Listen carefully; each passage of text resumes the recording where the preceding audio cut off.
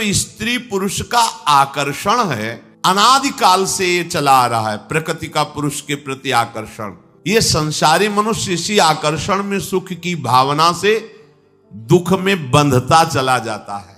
भ्रमण के समय की बात है, किसी एक जगह साधक रहते थे, एकांत जंगल में वो रहते थे। वहां एक पागल शरीर वाली स्त्री दरवाजे पे गेट के ऐसी, उनको दया आई, सर्दी का समय था, अंदर कर लिया, भोजन पवाया।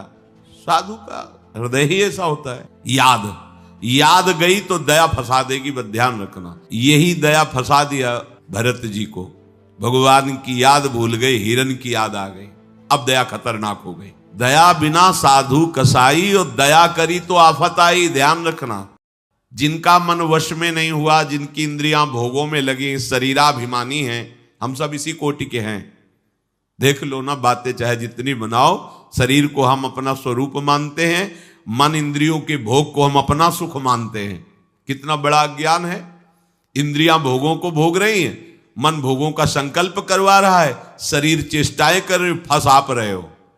आप कहीं भी नहीं है भोग में, पर फंस आप रहे हो। यही माया फंसाए है। आपको किसी भी भोग की आवश्यकता नहीं, आप चिदानंद सुख स्वरूप हैं। ये भुला देना ये माया कार्य है, और ये स्मृति आ जाना भक्ति का कार्य है, ज्ञान का कार्य है। गीता सुनने के बाद नष्टो मोहा स्मृति लब्धा, अपने स्वरूप की स्मृति आ गई, भगवत स्मृति जागृत हो गई। तो इनका कैसे माया से मोक्ष हो सकता है? जो शरीराभिमानी हैं, मन निग्रह नहीं किया, इंद्रियों के भोगों में जो रमण कर रहे, तो बोले पहले विचार करना चाहिए।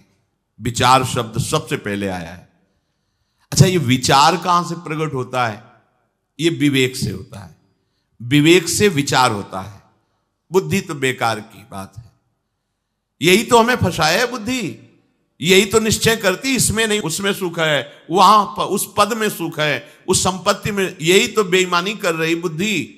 अब बुद्धि के ऊपर कोई बैठे तब समझ में आए, वो है विवेक।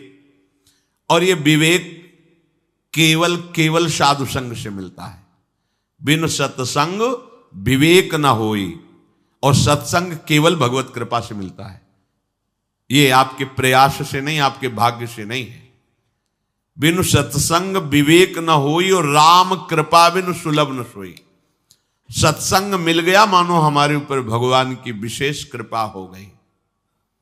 अब इस विशेष कृपा में विवेक जागृत होता है, फिर उससे विचार होता है। कहते विचार करके देखे कि ये जो स्त्री पुरुष का आकर्षण है, अनादिकाल से ये चला आ रहा है, प्रकृति का पुरुष के प्रति आकर्षण।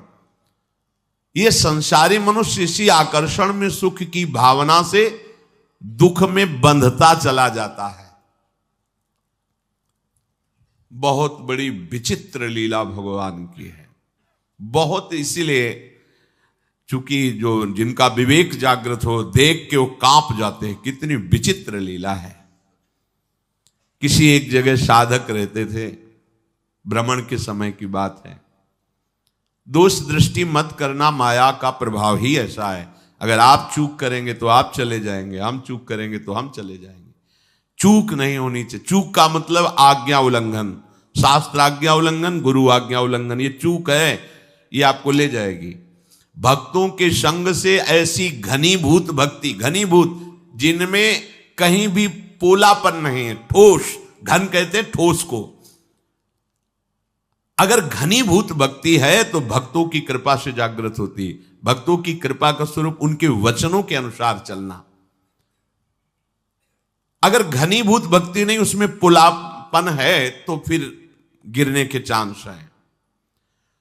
एकांत जंगल में वो रहते थे,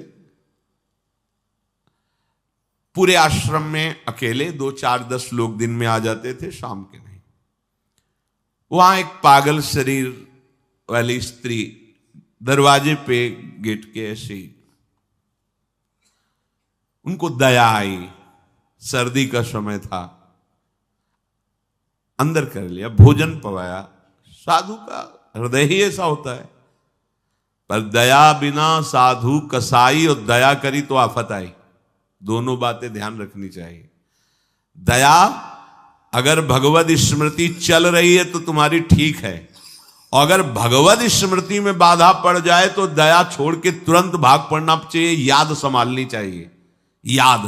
याद गई तो दया फंसा देगी, बस ध्यान रखना। यही दया फंसा दिया भरत जी को, भगवान की याद भूल गए, हिरण की याद आ गई, अब दया खतरनाक हो गई।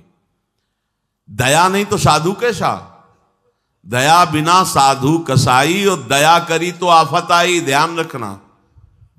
भगवान भी सावधान कहते हैं, करुणा करो सब पे, दया पर निर्मम होकर, ममता नहीं होनी चाहिए। अगर ममता हुई तो चूक हो गई, फिर तो गए। अब उनको ऐसा करना चाहिए, कंबल दे देते, भोजन दे देते, उसको विदा कर देते, पर ऐसा नहीं हुआ, त्रुटि हो गई। धीरे धीरे वो वहीं रहने लगे।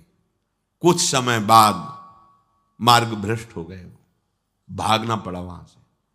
ये क्या, किसी भी रूप में माया शक्ति है। दया, करुणा, सेवा, भावना, सावधान। अगर विवेक है, विचार है, तो आज्ञा पर चलो, शास्त्र आज्ञा पर चलोगे, कहीं कोई बाल बांका नहीं। शास्त्र आज्ञा करता है, बलवान इंद्रिय ग्रामो विद्वानमपि कर्षति। इंद्रियां बड़ी बलवान हैं, बड़े बड़े ज्ञानियों को, विद्वानों को भी विषयों में फंसा देती हैं। इसलिए परस्पर प्रकृति पुरुष के आकर्षण से उपासक जो बचने के लिए चला है, उसे एकांत में कभी संभाषण या किसी भी तरह की एकांतिक वृत्ति परस्पर आकर्षण वाले शरीर के साथ स्वीकार नहीं करनी चाहिए, नहीं तो बंध जाएगा।